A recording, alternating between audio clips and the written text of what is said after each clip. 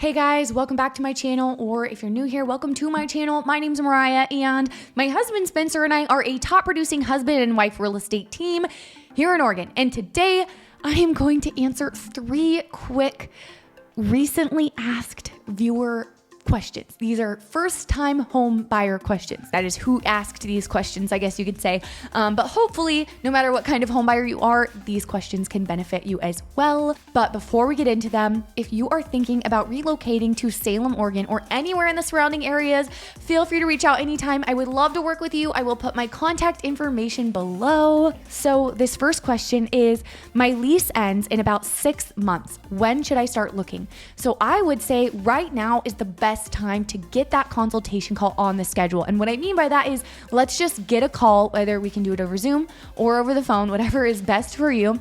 Let's get that on the schedule set up. Right now is the best time to do that, where we will just talk about the process, listen to a little bit about what it is you're looking for, and get any questions answered that you have about the home buying process. It's really important to do this first thing. That is going to be the first step in the home buying process. I don't think 6 months is too far out to actually get that initial consultation, get the ball rolling.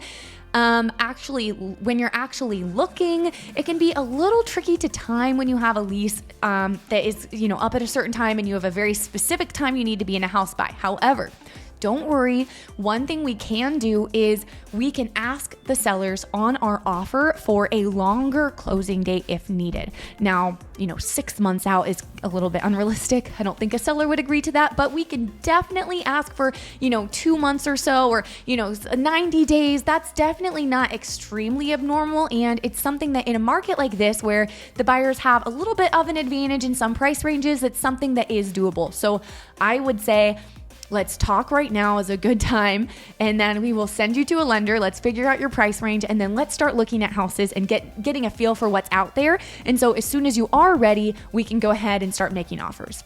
The next question is there anything I should avoid when buying a house? I'm a first-time buyer looking to buy something, but is there some sort of house that I could buy that would depreciate in value, or just be a negative thing for me to buy, not a good financial decision? Well, I'm not a financial advisor. I am not a lender. There are definitely things I'm not allowed to talk about in those areas, or even qualified to talk about. I am just a realtor. However, my best personal opinion or advice I could say on this would be careful with homes that are going to need a ton of work. They can very easily become a money pit. For example, I was showing a home a few days ago. It was listed at about $375,000, which in our market, that is well under the average sale price. There's not much out there at that price point. So as you can imagine, it was just flocked with showings. Every buyer out there was looking at it.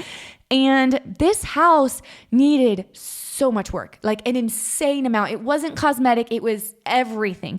And so my advice for someone in this situation as a home buyer would be, try as hard as you can to ignore the things that are easily changed, like the floors. If the carpets aren't great, that's very fixable. The paint on the walls, even the cabinets, there's things that we can do fairly inexpensively to fix the cosmetic issues in the house. However, if a house in our market at least is $350,000, for example, it is probably, unless it's a condo, gonna need a ton of work, maybe not even financeable.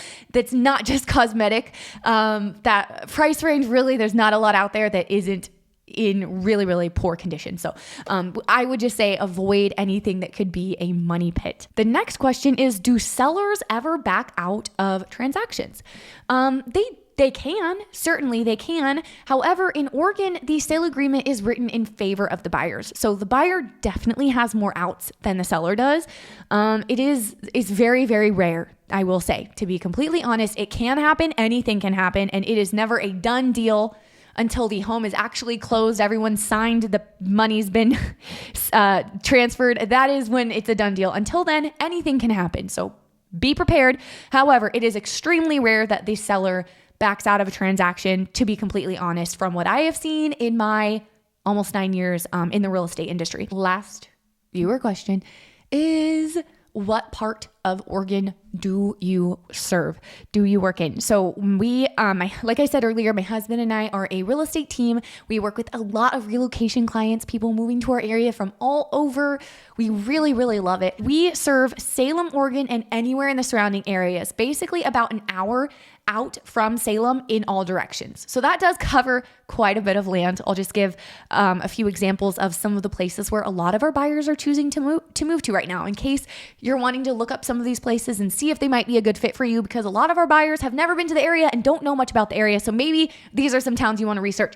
Salem, obviously, Albany, Dallas, Monmouth, Independence, Woodburn, Silverton. Albany is a huge one. Corvallis, even occasionally Eugene, Portland, Gresham, Beaverton, Hillsborough, West Lynn, Wilsonville. Kaiser is huge. We get a lot of clients moving to Kaiser, Oregon, all over Salem, West Salem, North Salem, South Salem. Like I said, Salem, Oregon, and then anywhere within an hour driving distance of Salem in all of the directions. So if that's you, if you're thinking about moving to somewhere in that area, we would love to work with you as well. Let's get a Zoom call on the schedule. I'll put my contact information below. If you haven't already, be sure to subscribe and hit the notification bell, because we do come on here every week sharing everything you need to know about moving to, living in, and real estate in Salem and all those surrounding areas that I just talked about. I'll see you guys next week.